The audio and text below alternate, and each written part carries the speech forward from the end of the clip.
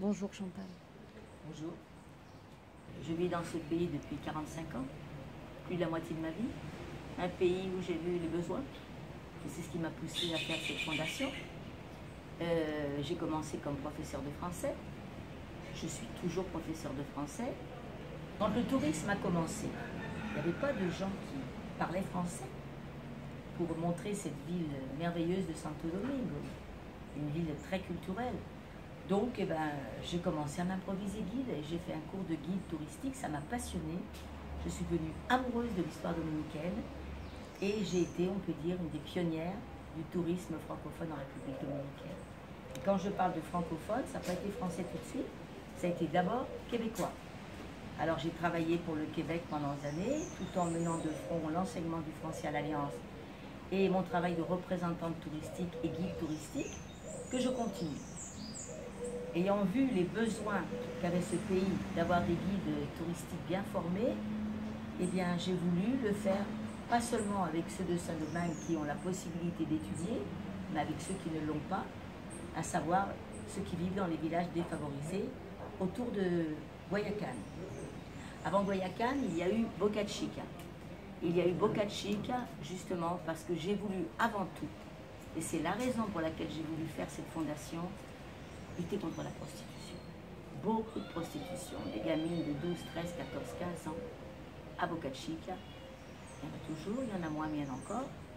Et j'ai cherché le village à côté, et là j'ai fait ma petite école, et c'est là que tout a commencé. Tout a commencé donc à Boca Chica, de l'autre côté de la partie balnéaire, dans la partie très pauvre, où beaucoup de jeunes, parce que jolis, se livraient à la prostitution. Et qu'est-ce qui a fait naître, hélas, la prostitution ici? Le tourisme. Ça allait de pair. Donc, j'ai joué sur dans les deux secteurs, on va dire.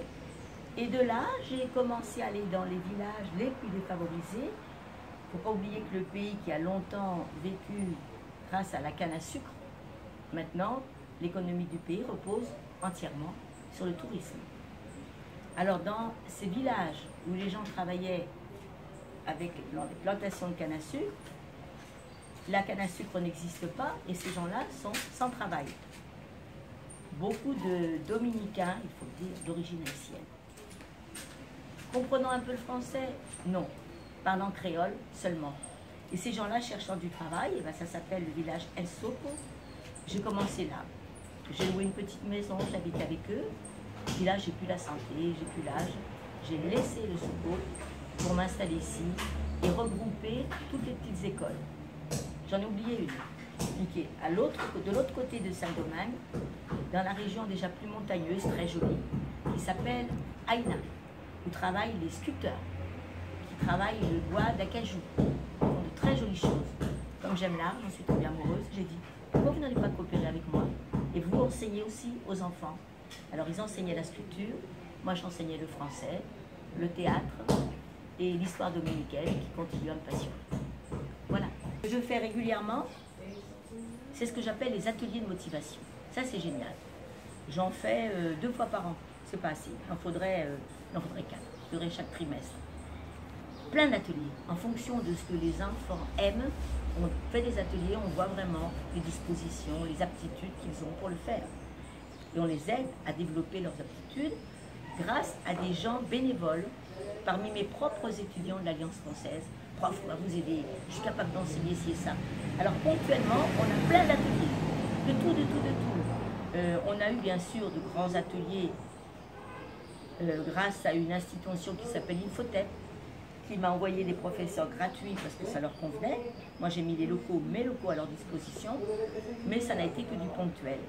Parallèlement à quoi, les fameux ateliers de motivation se font 2 fois par an et on découvre des jeunes qui ont du talent.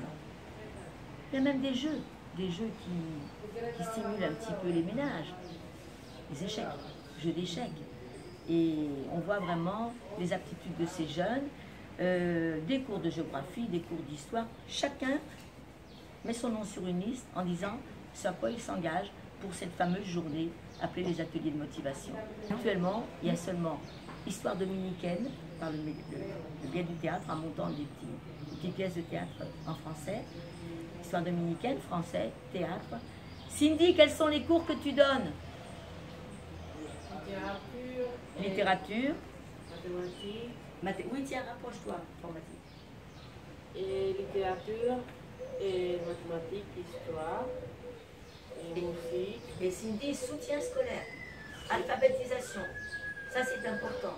Pour des enfants qui vont à l'école, qui sont scolarisés à Guayaquil, où le niveau est quand même un petit peu déficient, et les profs qui n'ont pas la patience, ah mais tu sais pas écrire, ils les envoient à Ballon chez Chantal. Et qui s'en occupe? Non pas Chantal, mais Cindy, qui ne savent pas lire, qui ne savent pas écrire. Alors c'est carrément des cours d'espagnol. Qu'est-ce que je voudrais faire ici? Donc le cours présentiel avec moi, bien évidemment, quand il s'agit du français, qui sera complété par le cours en ligne, qui vont me faire tout seul. Et de l'autre côté, là-bas, il y a une bibliothèque. Vous voulez en savoir? Tiens, prends lis ce livre-là.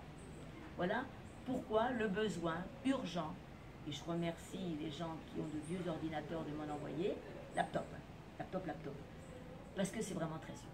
Comment tu vois l'avenir de la Fondation? Dans la mesure où j'aurai quelqu'un ici, qui habite ici, pour s'occuper de la maintenance et l'organisation des cours, et savoir cibler ce dont on a besoin, que ce soit au niveau matériel, au niveau disons, humain, là, ça marchera beaucoup mieux. Mais pour l'instant, la Chantal, qui était hyper dynamique avant, a perdu de son dynamisme. Et si ça reste comme ça, je ne suis pas optimiste. J'ai besoin vraiment d'aide. D'accord. D'accord.